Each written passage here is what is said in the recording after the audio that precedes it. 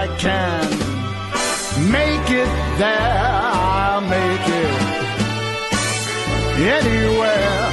It's up to you, New York, New York.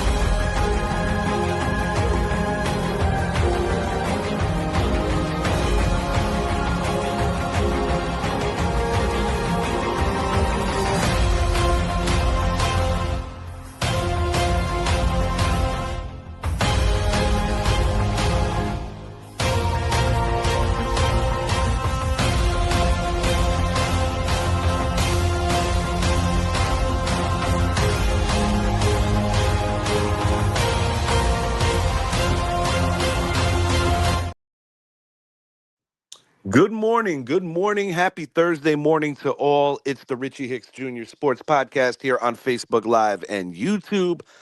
I am your host, Richie. It is the Week 7 NFL preview. I'm going over every game that you're going to be watching over the course of Sunday and Monday. Before we get started, please make it a point to hit that subscribe button, like and subscribe to the channel, the Richie Hicks Jr. Sports Podcast on YouTube. Before we get involved with the gridiron, big series-saving win for the Toronto Blue Jays in the American League Championship Series as they pounded the Seattle Mariners. And it's been a weird trend in this series as no home team has won yet. So the Jays get a much-needed victory, and we'll see if they can square it up and get it back north of the border, 2-2. National League Championship Series tonight, the Los Angeles Dodgers take a comfortable 2-0 lead back home to Chavez Ravine against the National League's best team, the Milwaukee Brewers. The Brewers are down in an 0-2 hole. I'll be honest, guys, I don't have the same optimism for the Brewers. Give me the Dodgers for the 8-5 victory tonight, taking a commanding 3-0 lead. We will see how it plays out. All right, time for some football. We got a game tonight. Thursday night football. The Pittsburgh Steelers at 4-1 travel to Ohio to take on the 2-4 Cincinnati Bengals. Both those wins were in the first 2 weeks of the season. They are currently riding a month-long losing streak. The Steelers find themselves in a very comfortable position. Joe Burrow and Lamar Jackson have been out indefinitely. I mean, Burrow more so will be out until December, whereas Lamar could potentially be back just before November. But right now, it's tough sledding for both those teams, and the Pittsburgh Steelers have completely taken advantage of that. Enter Joe Flacco for the Bengals, last week making his first start for his new team. A mixed bag, but he was able to keep them in the game. A 9-point loss for the Bengals at Lambeau Field, but it's something to build on. I believe that tonight you're going to see a better Joe Flacco. I think you're going to see a better run Cincinnati offense. And I do think that there's upset capability here. The Steelers have had the benefit of not truly being tested in the young season as their schedule has been very favorable. I think either way, we're looking at a one-score game. But give me the Cincinnati Bengals today as Joe Flacco plays his best game. You know, remember, Flacco was immersed in this rivalry for years as the quarterback of the Baltimore Ravens. This is going back to the Big Ben versus Joe Flacco era, previous to Lamar Jackson. I like the Browns today. I think Judkins is gonna. I totally am on the wrong game for a second there, Judkins. I'm talking about Chase Brown. I think Chase Brown is gonna do enough to keep the Pittsburgh front seven honest. I think what happens here, and ultimately the matchups that you're looking for, it's the secondary of the Browns versus the receivers of the Steelers and vice versa. I almost got tongue tied with Joe Flacco staying in the division and staying in the same state. Got a little confused there for a moment. I'll be talking about Jukins later in the show, but I do like Chase Brown to have a decent game. I think you're going to see a T. Higgins sighting today. I've got T. Higgins hitting pay dirt. I also have Jamar Chase having a big game. Give me the Cincinnati Bengals for a much necessary win, avoiding a 5-game losing streak. The Steelers last week were just not tested. You know, Dylan Gabriel was not able to really get anything going. Give me the Cincinnati Bengals 24. Give me the Pittsburgh Steelers 23. I think it's going to be a close game. I've got Shooter McPherson for the game-winning field goal.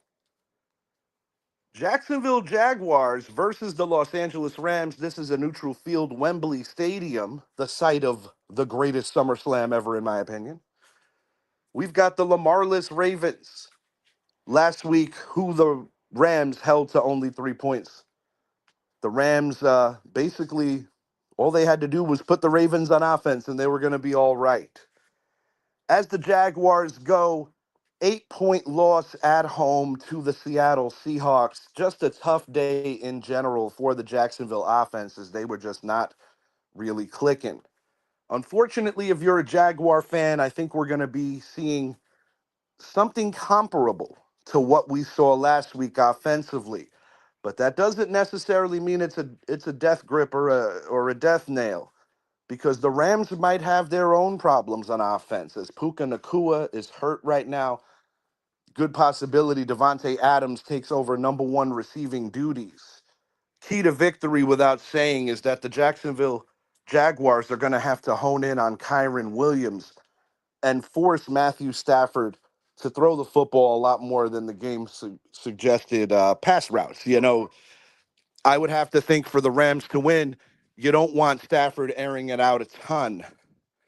I expect that Kyron Williams is going to get his, but truthfully, in a low scoring affair, I do like the Rams. Essentially, this would count as a road victory because the Jacksonville Jaguars are the designated home team in this affair. But give me the Los Angeles Rams 23, the Jacksonville Jaguars 16. I got a low scoring game, a 1-score victory for the Rams. And even if Puka doesn't suit up, I think that they're going to bring the Jacksonville Jaguars down a peg, which means that the Indy game becomes even more important because the Jaguars do not want to find themselves trailing Indy by too much. But the Rams, in my opinion, defensively are going to overwhelm the Jaguars, and I think Trevor Lawrence is going to have a rough day. Philadelphia Eagles traveling to Minnesota and trying to avoid a 3-game losing streak. The last time that we saw the Eagles play, it was in MetLife Stadium, and they got their doors blown off by the New York Football Giants, a 34-17 loss for the Green Gang, the Bird Gang. And a lot of the offensive inadequacies right now are really getting exposed on this Philadelphia Eagles team. Bear with me, guys. My dog is wilding out, and I'm going to get her out here. Daisy May, over here, sweetheart. Come with me. Come with Daddy. Come on. Daisy, over here. We're going to keep my dog calm. My wife is outside making a ton of appointments, and she likes to do that in the car. So right now, my dog is wilding out. But now she's calm. How you doing, Daisy? Let me put the camera on. That's Daisy. Say hi to the people. All right. Philadelphia Eagles in Minnesota. This is J.J. McCarthy's first start since week 2. I thought Carson Wentz did a pretty good job of involving Minnesota's weapons. My fear in this particular game, although they are coming off the bye week to get McCarthy prepped and ready to play some offense, they're going to be playing a very desperate Eagles team. I also think that what could be problematic in this game is, can Justin Jefferson can Jordan Addison get open consistently to perform? Because I think JJ McCarthy is going to be a little vulnerable. And I think that the Vikings are going to try to lean on their running game early.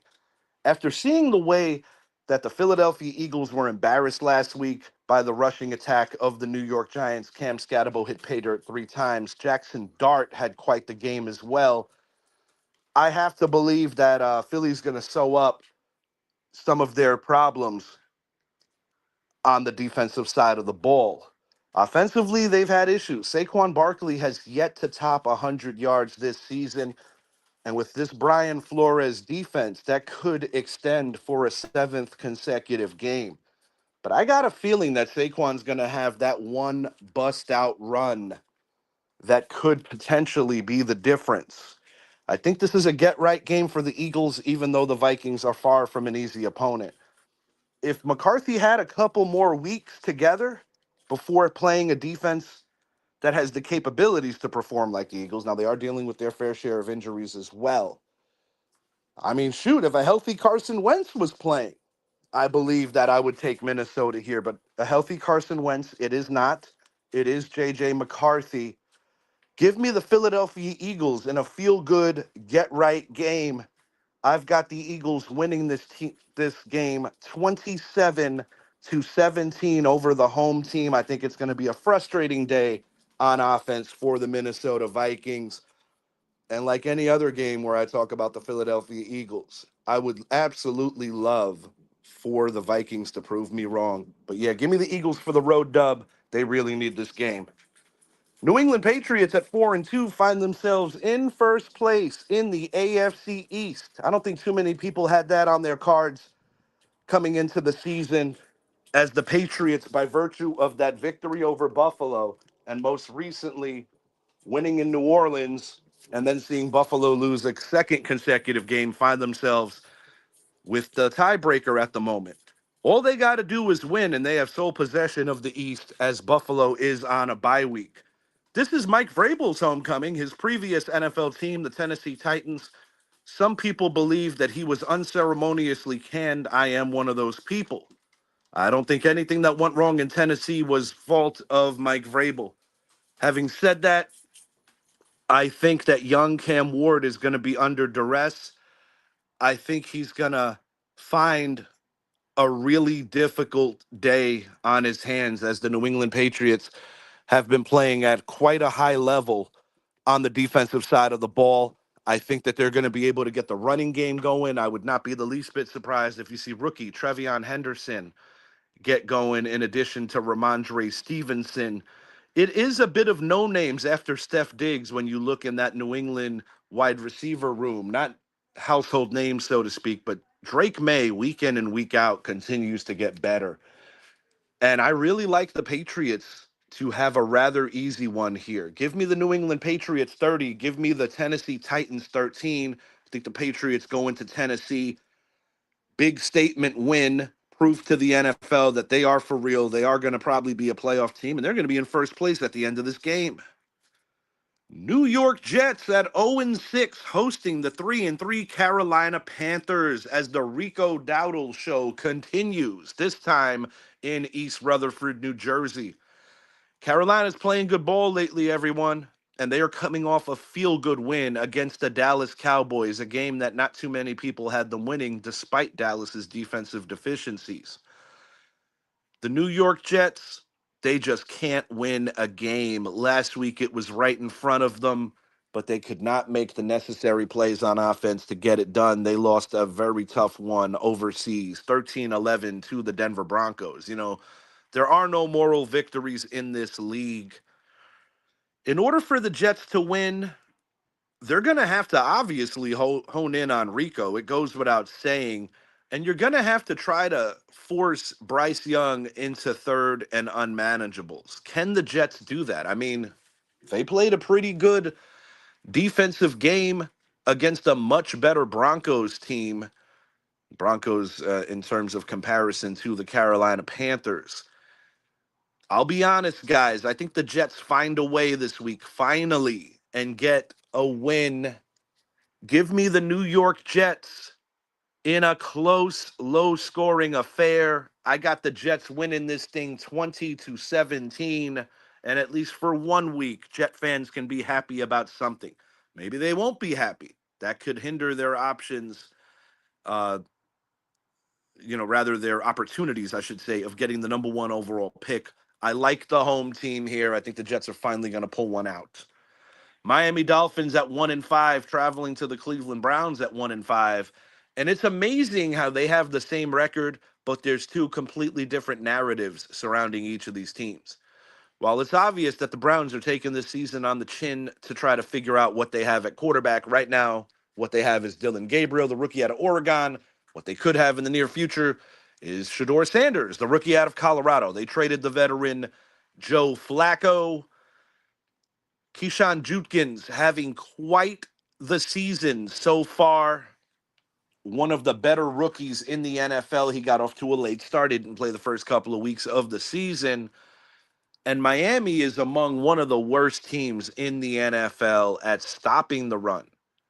Last week was indicative of that, as Vidal, a guy who was filling in for Omari and Hampton, had quite the game for the Chargers. Is Mike McDaniel's time running out in Miami? I definitely think it's worth a suggestion and a deeper look. They are playing hard for him, though. They blew a 17-point lead against Carolina. They gave up, rather, 17 consecutive points. They came back only to lose the game. Last week, last second field goal from Dicker the kicker sent them off into another L. I don't personally think this is all of Mike McDaniel's fault, but nonetheless, you lost Tyreek Hill for the season.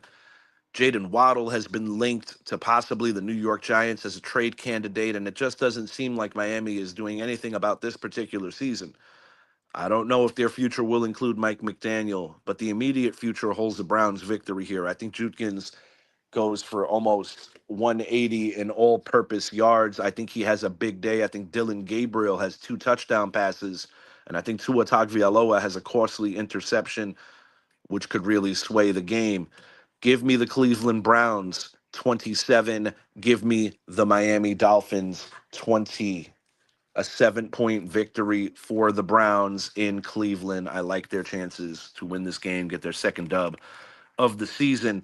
Now, if this game was a little later in the year and the weather was a little more ferocious, I would probably have Cleveland holding down Miami even worse. But Miami's fighting, and I got to give them that. In a losing effort, I do think Devin Achan will perform well. New Orleans Saints at 1-5, taking on the 3-3 Chicago Bears. And as I say it right here in the banner, the Saints have been competing, for sure have been competing, but it's not equating into wins. The New York Giants essentially gave them an early Christmas gift for their first win of the season a couple of weeks back. As the Bears go, is anybody else seeing the progression of Caleb Williams, a guy who had a really rough rookie year? Well, I'll be honest, everyone. I'm seeing a growth. I'm seeing a progression. I think Caleb Williams is getting better. I think that he's getting invaluable experience. I really do believe that Chicago kind of stole one in the nation's capital as Jaden Daniels really just gift wrapped that loss, gave it away, gave them a W. But it was kind of interesting because you could make an argument that just a year ago, the Commanders should have lost to the Bears. So it's kind of an even Steven deal when you consider that last year it took a Jaden Daniels Hail Mary prayer to beat the Bears. Bears are playing better defense as of late. I expect that to continue here as I think Spencer Rattler is in for a potentially rough day. The forecast as of right now is also calling for rain, which I think could make things even tougher for New Orleans. Give me the Chicago Bears 24. Give me the New Orleans Saints 10. Bears by 2 scores in an impressive victory. We've got the Kansas City Chiefs locking horns with their forever rivals from the AFL days, the Los Angeles Raiders. Raiders running back Ashton Jeanty coming off a big one last week against inferior competition, but I got to think that this Chiefs defense is going to give a lot more resistance to Jeanty. I still don't think Brock Bowers will be suiting up, so the former Notre Dame man, Michael Mayer, will probably be the tight end 1. Raiders Jacoby Myers, is this the final game that he's going to suit up? Because he is also linked to potentially other teams getting traded out by the deadline, as it's been a rough first year for Pete Carroll. They won last week and they won week one rather, against the Patriots. A lot of losing in between for these Raiders. And quietly, the Kansas City Chiefs have won 3 of their last 4 games, which is massive for them. And, coaching matters in this league. And that's why I never count out the Chiefs, because of the dynamic combo, coaching wise, of head coach Andy Reid and defensive coordinator extraordinaire Steve Spagnuolo. I really like the Chiefs here. I think a big key to victory for the Chiefs is to get that running game going. They're starting to show little cracks in other teams' armor where their running game is starting to finally get some fluidity. Hollywood Brown, I would have to think, in the weeks coming, is going to start getting a little less of a workload as the Chiefs wide receiver corps is getting a little healthier. But I think this is the ideal game for Isaiah Pacheco to possibly top 100 yards or close to it. I think Patrick Mahomes is also going to do his thing on the ground. Give me 45 to 50 yards for Patrick Mahomes rushing, and give me a couple of tight end touchdowns, one for Noah Gray, one for Travis Kelce. I really like the defending AFC champions here. Give me the Kansas City Chiefs 34. Give me the Las Vegas Raiders 20. And I got that touchdown by the Raiders being kind of late when the game's already far out of reach. 2-score victory for the Chiefs as they continue to stay hot. And speaking of hot, nobody's hotter right now than the Indianapolis Colts and Daniel Jones. Nobody, maybe except Mr. Idris Salam, expected Daniel Jones to have the comeback kind of year that he did. And a huge part of it is a credit to his new head coach, Shane Steichen. Definitely a candidate for comeback player of the year. Michael Pittman is coming off his worst fantasy day of the season, but I expect him to get back in line and potentially have a decent game. This game has the potential to be the game of the week for a couple of reasons. But I personally think that this has the makings of a shootout. The Colts have been very consistent regardless of where they're playing. The Chargers, in my estimation, struggling big time. They were a field goal miss, which obviously they made it, but a potential field goal miss from being a 500 team after starting off 3-0, dropping potentially to 3-3. They're currently 4-2, but they are very fragile. And I think without Omari and Hampton, they're going to struggle on the ground a lot more than they did last week. I don't see Vidal having a comparable performance to what he did the previous week. I do think both quarterbacks are going to play pretty good football in this contest. I do like Lad McConkey to have a day. I like Michael Pittman to have a day. But I think the guy that's really going to have a day is tight end Tyler Warren of the Colts. I also think JT is going to be able to get the hard yards in this game, whereas the Los Angeles offense might not be able to get those same kind of hard yards. What's going to be the difference in this game? I'm going to forecast it. I think Justin Herbert makes a crucial mistake late in the game that could alter the outcome. I'm calling for a high-scoring game, and I think we're going to see that from both teams. So if you own either one of these quarterbacks, feel comfortable playing them this week. Give me the Indianapolis Colts for the road dub, 34-30 over the Los Angeles Chargers, as the Colts continue to prove to the NFL world that this is no fluke and they are indeed for real. New York Giants, my New York Giants at 2-4, traveling to Mile High Stadium to take on the Denver Broncos at 4-2. The Broncos narrowly escaped their game last week against the Jets, which I mentioned earlier in the show. Giants are at an all-season high right now, and they got a little rest in addition to it, as the Giants have the long off week before heading to Mile High, as they played on Thursday night last week. Cam Scatterbo has been sensational. Jackson Dart is really bringing some eyes, ears, and just big-time attention to the New York Giants football team right now, as he is just really giving them the proverbial shot in the arm that they need, as they were the only NFC East team to win a game last week. As Denver goes, they should win this game based on ability and talent level. They have one of the better secondaries in the NFL. And I think in order for the Giants to win this game, they're going to have to really have a high paced offense. And inside the red zone, they're going to have to get sixes instead of threes. Last week, they did a great job of doing that. But I think the caliber of opponent is going to be a lot different this week. And I just don't see Bo Nix having two stinkers in a row. As much as I would love to call for the upset, right now the New York Giants do not have the fluidity and the talent in the receiving room, and that is very unfortunate. That's why they're linked to guys like Chris Olave and Jalen Waddle, among others. Jacoby Myers is another name, as is Rashid Shaheed. But they don't have any of those guys on the roster right now, unfortunately. I think the Giants show up. I think it's a close game, but ultimately, I think they succumb to a more talented Denver team. Give me the Denver Broncos 23. Give me the New York Giants 16. One score loss for my team, but I still think that the trajectory for the Giants' future is looking right. And I would not be the least bit surprised if the week after that they go for the sweep against Philly. But give me the AFC team here. And, it's cool being humble. Maybe my team will prove me wrong. They certainly did on Thursday. Green Bay Packers 3-2-1 at the Arizona Cardinals 2-4. The Packers have just not been impressive after the first couple of weeks of the season.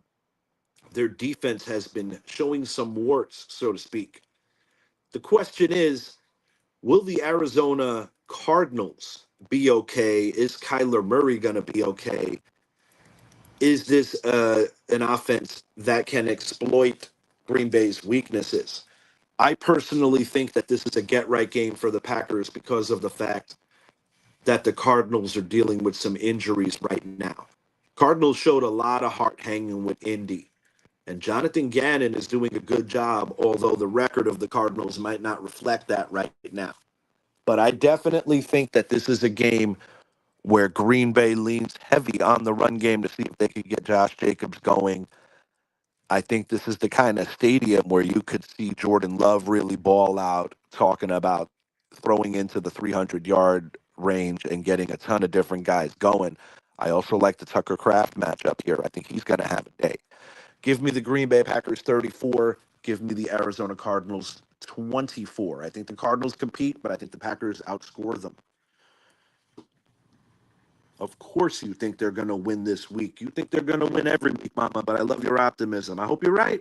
I really do hope you're right about those G-men. Washington Commanders at 3-3, traveling to Big D, Arlington to be exact, taking on the Dallas Cowboys at 2-3-1.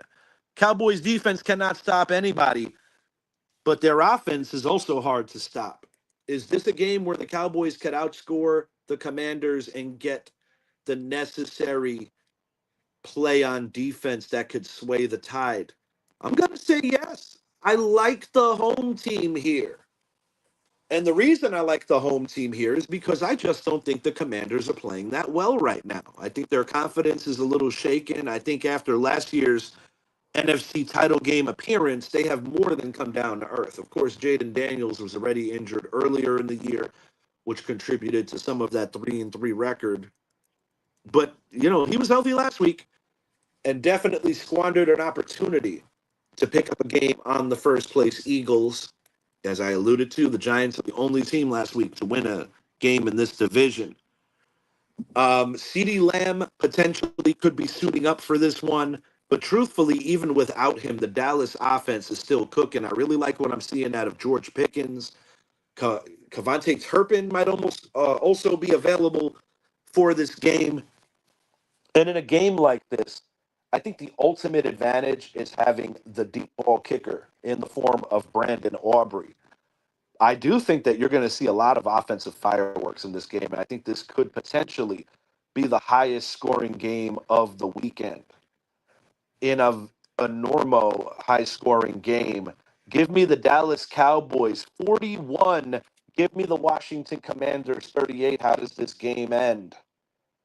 On a Matt Gay missed field goal for a potentially overtime tying kick, I think Matt Gay misses a crucial one yet again, and I think the Dallas Cowboys move up to 3-3-1, whereas the Commanders fall a game under 500.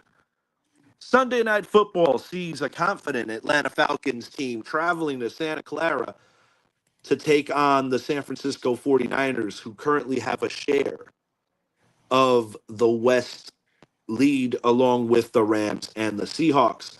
This is a 49ers team that is dealing with so many injuries right now. And as my friend Ryan Shed said super recently, the fall off from starters versus the bench is a huge one because the 49ers have so many all pros when healthy.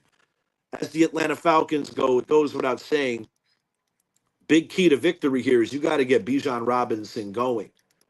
And Bijan will have a game, but I do not believe that he will have the same kind of success that he did against the Buffalo defense that he will this week against the San Francisco 49ers. The 49ers compete every week regardless of who's out there. And I got to say, man, Mac Jones has been good enough. Will he be good enough for a home victory here, or will the Falcons outlast the Niners? I'm going with the latter.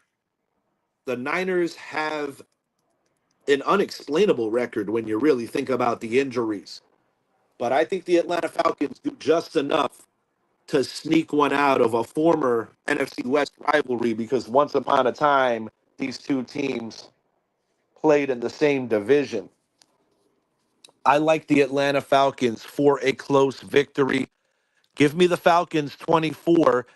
Give me the Niners 22. I've got the Niners with a potential game winning field goal that will also miss. This could be the week of the missed field goals. Christian McCaffrey will have a strong game, but it just won't be enough as the Niners will fall to 4-3. Atlanta will jump to 4-3. Monday Night Football, game one, we've got the Tampa Bay Buccaneers, who, as always, are leading the South, against the Detroit Lions at 4-2. Will Mike Evans suit up this week? I hope so for Tampa's sake, because without Mike Evans, it's going to be some real uphill climbing, as they are already without Chris Godwin. They are already without Bucky Irving, and Emeka Egbuka, the rookie sensation, will also not be playing this week.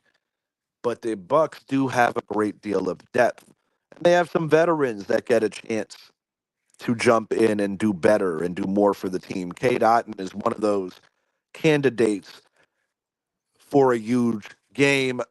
Sterling Shepard, the former New York Giant, potentially could have a day here. But I do think Mike Evans is going to do everything possible to get on the field. Rashad White doing an admirable job in relief of Bucky Irving. On the other side, you have a Detroit Lions team that really sputtered offensively last week in Kansas City. I think they're going to make amends, and I think they're going to definitely have a bounce back here. If this was a fully healthy Tampa team, I think I would be more inclined to take them. And these two teams have some history over the course of the last couple of years, as they had a very interesting playoff game just 2 seasons ago. And I do believe that there's a distinct possibility that this might not be the last time these two teams see each other. But in the Motor City, I gotta like the home team here. Give me the Detroit Lions by a score of 37-27. 10-point victory for the Lions as Baker Mayfield valiantly battles, but it's just not going to be enough. And the reason I have it so high scoring is that I don't have the highest opinion of that Detroit secondary. They have still some serious issues back there. Monday Night Football game two, final game of the week. The Houston Texans at 2-3, traveling to the 12th man, to Seattle, to take on the Seahawks, who are currently 4-2, and they have a share of the NFC West lead. Seahawks have not been playing all that well at home, where they have been a bigger force on the road. But I'll tell you who is playing well, and that's quarterback Sam Darnold, the guy who has come such a long way. As the Texans go, still dealing with their own share of injuries, but it looks like it's going to be the Nick Chubb show, the Willie Marks show. This could be a game where both quarterbacks get the ball taken out of their hands as the Battle of Wills tries to see which running back tandem can dictate the game flow. I most definitely think that the way Jackson Smith and Jigba is playing right now, it's going to be a little too much for a very good Houston defense to offset. And this could be the kind of ball game where the passing game for Seattle actually opens up the running game, as Seattle has two very capable backs in the form of Zach Charbonnet and Kenneth Walker. Give me the home team here, and I don't think it's going to be as close as some people project, because Houston, in my opinion, does not have the kind of offense that could play from behind multiple scores. And I think Seattle is really going to flex their muscles here and get a much needed win in front of the 12th man. And with my Niners loss, this will elevate Seattle tied with the Rams at week's end if my predictions come to fruition. Give me the Seattle Seahawks 34. Give me the Houston Texans 20. Two-score victory for the Seattle Seahawks, as Seattle right now is a hotbed for some excitement in sports, as you've got the Mariners 2 games away from the World Series, and you've got the Seahawks unexpectedly tied for first in the West, as I think the Rams were everybody's sexy pick. Rams are one of my final 4 teams in the NFL this year, as I predicted them to play the Green Bay Packers in the NFC title game. But right now, neither team is looking like the immediate threat for that, as the NFC is so very wide open. How did I do, guys? I am not winded. I enjoyed bringing you the show. And right now, my takeaways in the early season, just throw you a few. Are the Pittsburgh Steelers for real all the way? Sorry, guys. I don't think so. I think they're beneficiaries of all the damage to the quarterback rooms in that particular division and the inexperience in Cleveland. Cleveland is in full reset mode right now. Will Mike McDaniel get fired? Yeah, unfortunately, I think Mike McDaniel will be the second head coach to get fired this year. Is Jackson Dart going to save Joe Shane and Brian Dable? Absolutely. And they're going to sweep the Eagles in just one short week after this. I'm putting my name on that one. I did not pick the Giants to win this week. I want to be wrong, but I am definitely picking the Giants next week. Thank you so much, Mom. I always appreciate the encouragement. You know, I do this because I love it. And I'm going to do my best to have the best day possible. I appreciate that, Mom, very much so. Will Tampa be okay with all the injuries? I'm going to say yes. I think the Tampa Bay Buccaneers are a battle tested team. And I do believe that they've been there, they've done that. And even without the legendary Tom Brady, Baker Mayfield has been on the cusp of greatness. Is this the year that Baker Mayfield wins an MVP and takes it home? I'm going to say very possible. Very possible. I know that Zappy and I have argued about who's going to be comeback player of the year. He says Christian McCaffrey. I say Daniel Jones. I think Daniel Jones, his ascension has just been so amazing. And, you know, never forget that Geno Smith won comeback player of the year, and it doesn't always require you to come off an injury. Sometimes it's lack of performance and then having a shocking season. As Geno beat out to be exact. Guys, I want to ask you, who saw the Saquon behind the scenes doc on Amazon Prime? I thought it was very, very interesting. Very interesting was that Saquon. And a good friend of the show, Brett Bandick, who has no emotional ties to Saquon or the Eagles or the Giants, flat out said he has mixed feelings on it. I do too, to a level, because I understand why Saquon wanted to get paid, but I also understand the Giants' priority to enhance the team around him and the weird position they were in because Daniel Jones getting paid and the quarterback market due to the Watson deal. There was a lot of moving parts. I think it works out for Saquon immediately because he got his ring. I think it works out for the Giants big picture because they have a very healthy running back in Cam Scatabo. They have the quarterback of the future in Jackson Dart. So truthfully, I think it worked out for both teams. But as the Philadelphia Eagles are starting to notice this year, it's not just about the offensive coordinator. There are a lot of miles on that body of Saquon Barkley, and I am happy that he got paid handsomely. And I'm sure if he doesn't continue the productivity that was expected, and you can't take away his 2K season and you can't take away their Super Bowl, but long-term investment, the Eagles, you do that when he's the missing piece, but you do not build around an often injured running back. And I don't have anything bad to say about Saquon Barkley except the fact that he ruined his Giants legacy. But to each their own, and he does have PA roots, and he is more than entitled to pick the career trajectory because at the end of the day, all these guys really want to do is win. And truth be told, if the Giants were to get that big money, there was going to be a lot more losing because the Giants would not be able to fill the team up around him. So it's all good, man. I wish him health regardless, even if sometimes I want to vomit when I see that Kelly Green uniform on him. What else on the brain? Is Aaron Rodgers all the way back? Because I started with the Steelers. I'm going to say not exactly, but it's good to see Aaron Rodgers enjoying some success. It's good to see him playing a better brand of football. Will the Bengals still be in the mix when Joe Burrow comes off of injury? I'm going to say possibly, but not probably. I think he comes back too late this year. And truthfully, I think the Ravens are in the same hole. They're going to need other teams that look like potential playoff teams to fall down with them. But if these losses keep piling, both the Browns and the Ravens are going to be completely out of it. Will there be a new NFC East champion this year? It has not happened for 20 plus years. I'm going to say yes, but I'm not revealing who I'm going to pick. That will be revealed in a couple of weeks. But there is this one team whose original owner, he has a nickname on every game issued football.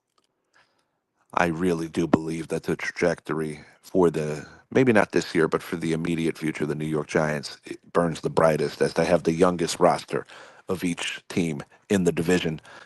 Brian Burns on pace to potentially be the sack leader of the NFL this year as he's only out of first by one sack. He's got an even 7 on the campaign. Will the New York Giants trade for a receiver? I'm going to say yes. But the question is, will it come with picks or players? I know it might not be the most popular in the Giants community, but will they potentially trade Kayvon Thibodeau? I don't think it happens this year. I think the Giants try to figure something out that looks comparable to the Brian Burns deal, where they would maybe have to give up a fifth and a second to get one of these good receivers, whether it's Olave, whether it's Waddle, or someone else. The one worry of mine, if they do make a trade for a guy like a Jalen Waddle, is that I think from a skill-based standpoint, he's a little too much like Wan'Dale Robinson. And I'm really rooting for little Jordan Humphrey in that Giants offense. 6'4", definitely got some opportunities last week. Jalen Hyatt, it was good to see him do something finally, but he still has a long ways to go with just getting his hands on a football when they're in the catch radius. Still too many drops. Prove me wrong, Giants. Get that W this week so you can get to 500 next week when we go into Philly and flex our muscle and go for the first sweep of the Eagles since, get this, guys, 2007. The Giants have not swept the Eagles since 2007. That is crazy work.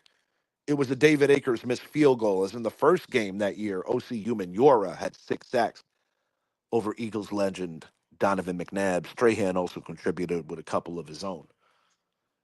All right. It's about time to go now. Hope you enjoyed my show. Hope you have a great rest of your day. NFL Week 7. We are here. Bengals for the W tonight over the Pittsburgh Steelers. And the Dodgers for the commanding 3-0 victory over the Brewers. 3-0 lead, 8-5 victory. I'm out.